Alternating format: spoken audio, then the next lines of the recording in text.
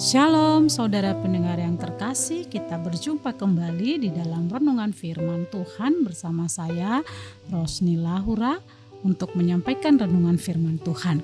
Sebelumnya kita berdoa terlebih dahulu. Bapa di surga, inilah kami datang kepadamu untuk menyerahkan kehidupan kami, pikiran kami, hati kami pada firman Tuhan. Kami berdoa Engkau urapi, pelihara dan tuntun kami untuk boleh mengerti, memahami dan terlebih melakukan dalam kehidupan kami.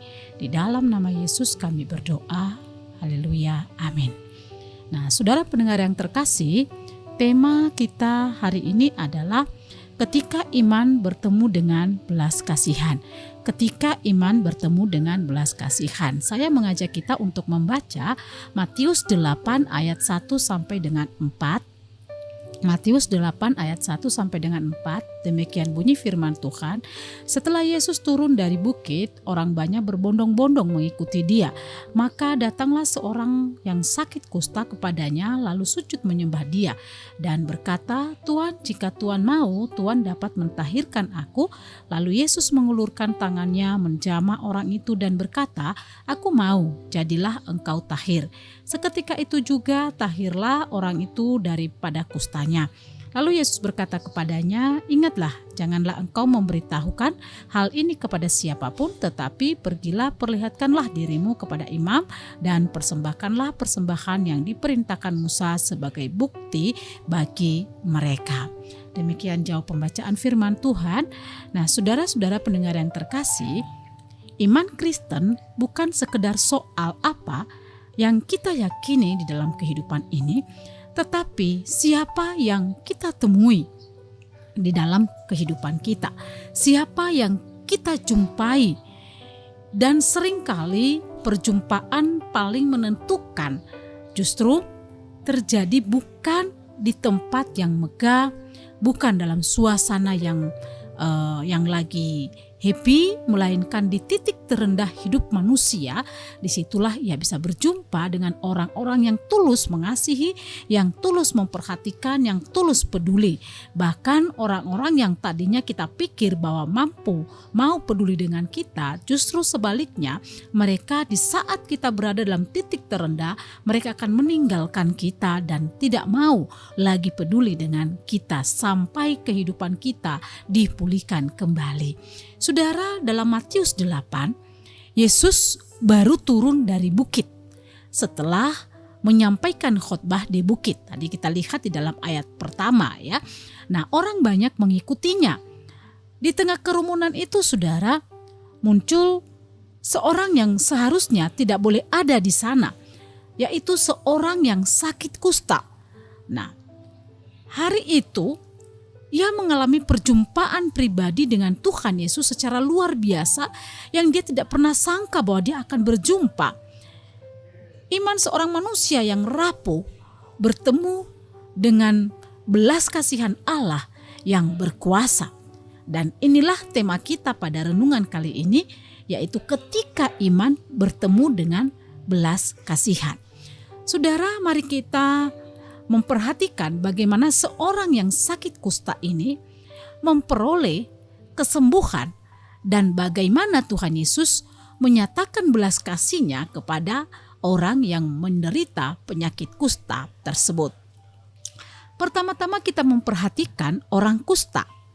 Apa yang kita perhatikan dalam bagian-bagian yang kita baca tadi, terutama ketika kita memfokuskan perhatian kita pada ayat yang kedua, maka di sana dikatakan, "Datanglah seorang yang sakit kusta kepadanya, lalu sujud menyembah dia dan berkata, 'Tuan, jika Tuan mau, Tuan dapat mentahirkan aku.'" Nah, saudara, di dalam bagian ini kita memperhatikan yang pertama, orang kusta ini datang dengan iman kepada Yesus. Datang dengan iman kepada Yesus. Saudara, di dalam tradisi Yahudi, penyakit kusta tidak identik dengan penyakit modern zaman sekarang. Dalam beberapa teks Alkitab, saudara, di dalam Perjanjian Lama menyebutkan bahwa orang yang menderita penyakit kusta itu dinyatakan najis, sehingga dampaknya ia harus dikarantina, tinggal terasing dari orang lain. Dan kalau kita memperhatikan di dalam Imamat 13, di sana disebutkan bahwa tempat kediamannya harus di luar perkemahan. Coba kita memperhatikan sejenak dalam Imamat 13. Orang yang sakit kusta harus berpakaian yang cabik-cabik, rambutnya terurai, dan lagi ia harus menutupi mukanya sambil berseru-seru, najis, najis. Selama ia kena penyakit itu, ia tetap najis. Memang ia najis, ia harus tinggal terasing di luar perkemahan. Itulah tempat kediamannya. Nah saudara, kalau kita memperhatikan dalam bagian ini menunjukkan bahwa tradisi Yahudi bahwa orang najis adalah orang yang dikucilkan, orang yang tidak boleh tinggal di dalam kediaman, di dalam perkemahan.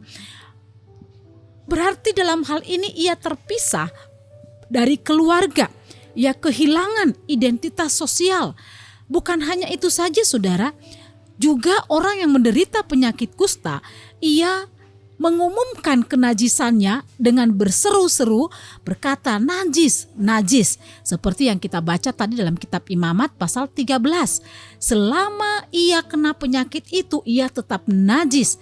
Dan kemudian dalam ayat 45 dikatakan ia berseru najis, najis. Itu sudah menjadi ketetapan dalam tradisi orang Yahudi pada perjanjian lama.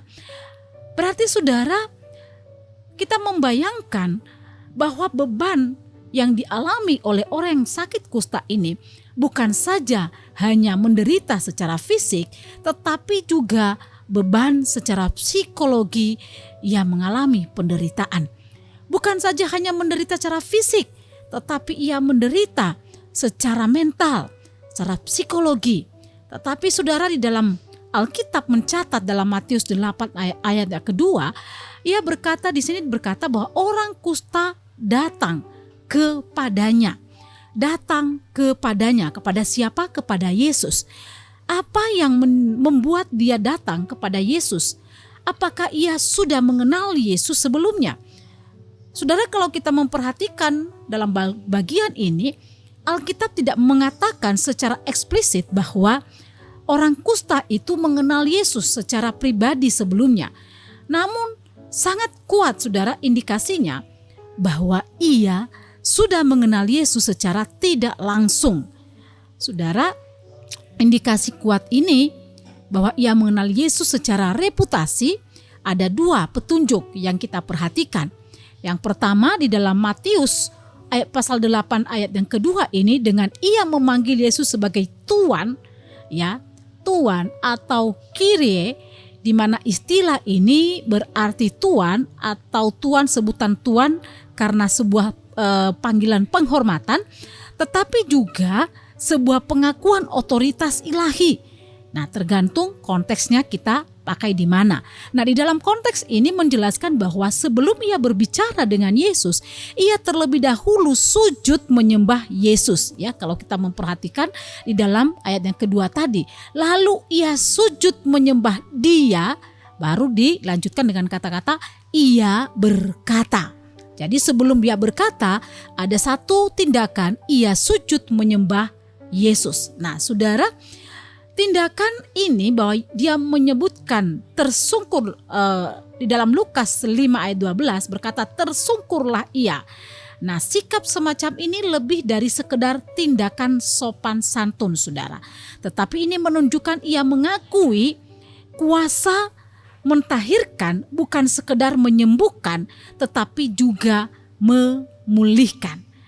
Nah, saudara, ketika ia menyebutkan Tuan, bukan sekedar tindakan sopan santun tetapi sebuah pengakuan bahwa orang yang ia ajak bicara, tempat di mana dia meminta pertolongan adalah satu pribadi yang memiliki kuasa mentahirkan, yang bukan sekedar menyembuhkan tetapi juga memulihkan.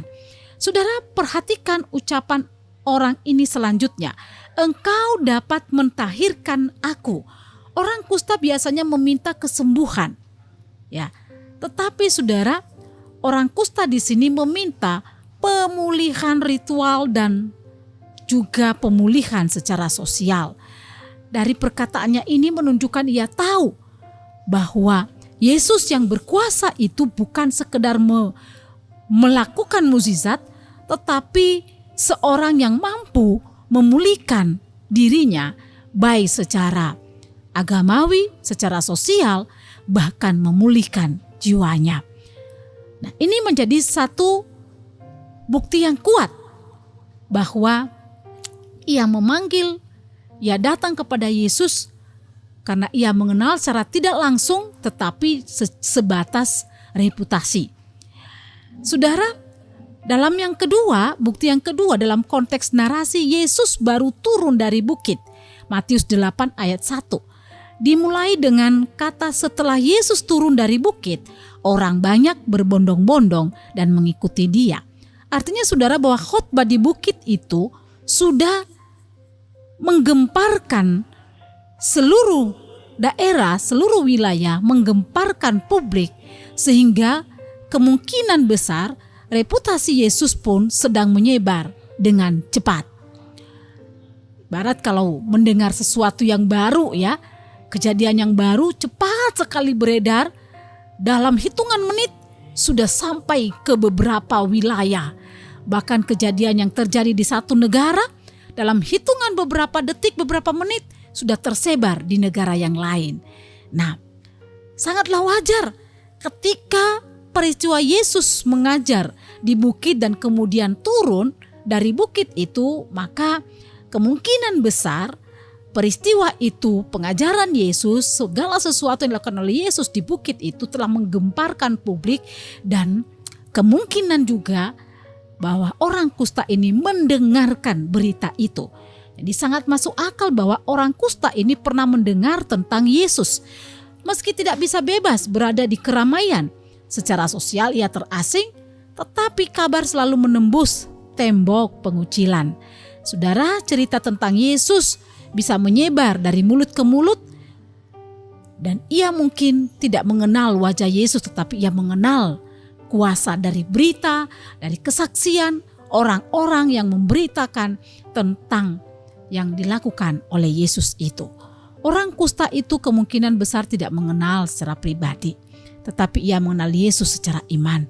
Ia percaya bukan karena pengalaman langsung, tetapi karena kesaksian yang ia dengar yang telah menggemparkan dunia. Dan itu sudah cukup untuk membuatnya berani datang kepada Yesus. Saudara, itu yang pertama, bahwa orang kusta ini datang dengan iman kepada Yesus. Yang kedua, ketika ia datang kepada Yesus dan meminta pertolongan, ia berkata meminta dengan rendah hati. Kita perhatikan kalimatnya, Tuhan, jika engkau mau, Tuhan dapat mentahirkan aku. Saudara, ungkapan jika engkau mau menunjukkan bahwa orang kusta ini menyerahkan segala keputusan di tangan Tuhan, atau di tangan Tuhan yang dia panggil Tuhan. Ia tidak memaksa kehendaknya dan juga tidak memerintah. Dan kemudian orang kusta ini melanjutkan perkataannya, engkau dapat mentahirkan aku. Saudara, perkataan engkau dapat menunjukkan bahwa ia sama sekali tidak meragukan kuasa Yesus.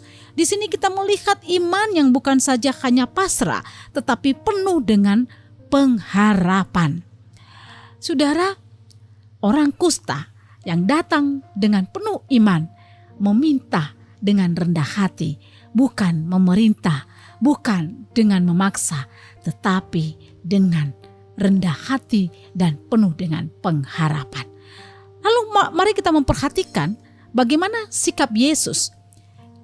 Ketika kita memperhatikan ayat yang ketiga, kita melihat Yesus menunjukkan belas kasihan. Ayat yang ketiga, lalu Yesus mengulurkan tangannya, menjamah orang itu dan berkata, aku mau, jadilah engkau tahir. Saudara, Yesus mengulurkan tangannya dan menjamah orang kusta. Sebagai yang berkuasa, bisa saja Yesus tidak harus datang dan menjamah. Yesus bisa saja menyembuhkan dengan melalui kuasa perkataannya. Tetapi di sini Yesus lebih memilih menjamah orang kusta tersebut. Saudara, secara hukum Taurat, sentuhan itu membuat seseorang najis. Namun dalam diri Yesus terjadi pembalikan. Bukan Yesus yang menjadi najis, melainkan kenajisan yang dikalahkan oleh kekudusan. Yesus di sini menyentuh jiwanya. Ketika ia menjamah, artinya menyentuh jiwa, bukan hanya menyembuhkan, tetapi yang memulihkan pemikiran, konsep yang mengatakan bahwa orang yang sakit kusta tidak boleh bertemu dengan orang sehat, orang yang normal. Yesus mematahkan semuanya itu dengan menyentuh, artinya memulihkan jiwa yang sakit, yang merasa kehilangan, yang identitas sosialnya dipandang hina oleh orang lain. Tapi Yesus menyentuh jiwanya, psikologinya disembuhkan sebelum menyembuhkan fisiknya. Karena sesungguhnya luka yang terdalam dari orang yang sakit kusta ini bukan hanya di kulitnya, tetapi di hatinya yang lama tidak disentuh oleh siapapun karena ia dikucilkan. Saudara, beberapa hari lalu pada malam hari terjadi pemadaman listrik sehingga menyebabkan semua ruangan dalam rumah menjadi gelap. Lalu karena gelap menyebabkan kami dalam rumah tidak bisa kemana-mana. Mau ke dapur gelap, ke kamar gelap, ke kamar mandi pun gelap, ke ruang tamu ya gelap. Lama menunggu listrik untuk nyala, tetapi ternyata tidak nyala-nyala juga. Kemudian saya mengambil HP dan menyalakan senter yang ada di HP, saudara. Nah, ketika saya menyalakan senter, yang terjadi bukan cahaya senter dikuasai oleh gelap, tetapi gelap dikuasai oleh terang. Sehingga ruangan bisa terang. Yang tadinya gelap menjadi terang. Karena apa? Karena mendapatkan cahaya dari senter HP. Nah, dari ilustrasi ini, saudara, saya ingin mengatakan bahwa bukan Yesus yang menjadi najis karena menjamah orang kusta, tetapi kenajisanlah yang dikalahkan oleh kekudusan Tuhan. Saudara, puncak dari belas kasihan Yesus adalah Yesus bersedia mentahirkan orang yang sakit kusta ini. Dengan Yesus berkata, "Aku mau, jadilah engkau tahir." Saudara, mari kita memperhatikan percakapan ini. Orang kusta berkata kepada Yesus, "Jika engkau mau," tetapi jawaban Yesus adalah "Aku mau." Jawaban Yesus ini memberikan kepastian, saudara, kepada orang kusta bahwa Tuhan yang dipanggil oleh orang kusta ini mau dan pasti mentahirkan dirinya dari penyakit kusta. Bahkan bukan hanya mentahirkan, menyembuhkan fisiknya, kulitnya, tetapi sampai kepada jiwanya, kehidupannya diselamatkan. Saudara, dari apa yang dilakukan oleh Yesus kepada orang kusta ini menunjukkan bagaimana seorang kusta yang dikucilkan di tengah-tengah masyarakat karena dianggap najis, namun disambut oleh Yesus dengan belas kasihan. Dan sambutan ini bukan hanya menyambut fisik, tetapi sekaligus menyembuhkan dari jiwa, menyelamatkan.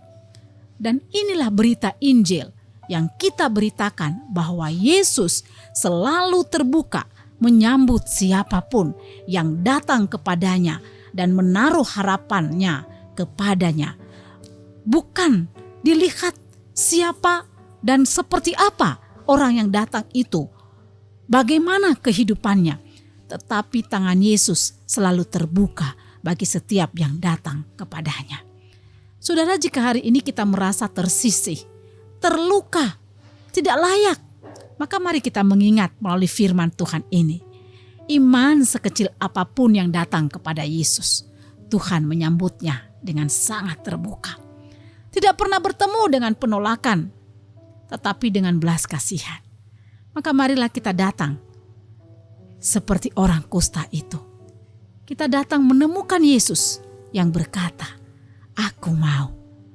Jika engkau mau, Tuhan, tahirkanlah aku, pulihkanlah aku."